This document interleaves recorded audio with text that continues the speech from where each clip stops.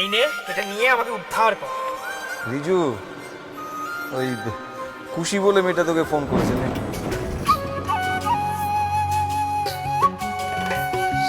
সব কথা বলতে নেই, না না না বলা যায়। সব মনি মন কিভাবে তিলে তিলে ছেলেকে সেলিব্রিটি তৈরি করছেন, আপনি তো রত্নগর্ভা। আচ্ছা নন্দিনী, রিজুর গান এত মানুষ শুনছে, তোমার আনন্দ হচ্ছে না? আমার সেই দিনই আনন্দ হবে সৈকত, যেদিন রিজু ডাক্তার হয়ে আমার সামনে এসে দাঁড়াবে। দেখ, আমি ফার্স্ট হয়েছি সেটা অবাকের মতো কিছু নেই, কিন্তু ঋতুমান 89% পেয়ে থার্ড হলো, আর ওর থেকে সাজেশন নিয়ে পড়ে আমি ফার্স্ট হলো। ঋতুমান থার্ড, ভাবতে পারছিস? থার্ড। তুই ফার্স্ট হসনি? কি রে বল? থার্ড। আমার তুমি কেন এরকম করছো? এটা তো টেস্টের রেজাল্ট, এটা দিয়ে তো আর সবকিছু বিচার করা যায় না। এটা কথা আছে কি জানিস তিয়া? Morning shows the day. রেজাল্টটা তুমি মেনে নিতে পারোনি, কষ্ট হয়েছে তোমার।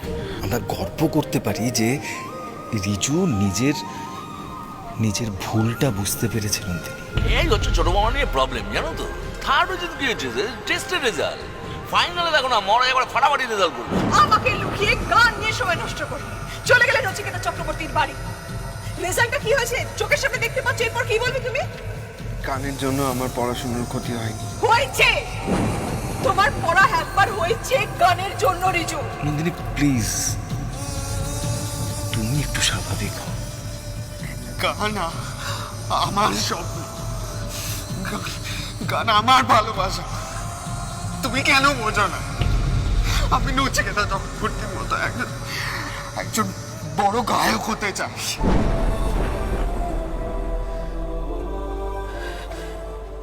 কি বললি তুই? আর শুধুমাত্র সেই কারণে আমি কোনো কথা আমার জীবন থেকে গানের অস্তিত্ব ভুলে থাকতে পারবো না।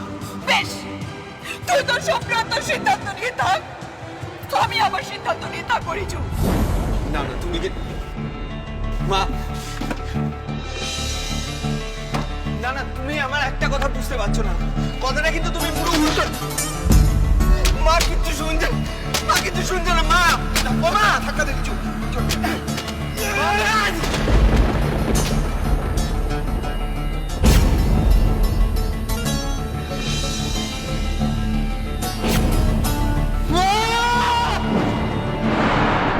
স্বপ্ন দেখে মন, সোম থেকে শনি সন্ধ্যে 7:30টায়। দেখতে থাকুন আকাশ 8।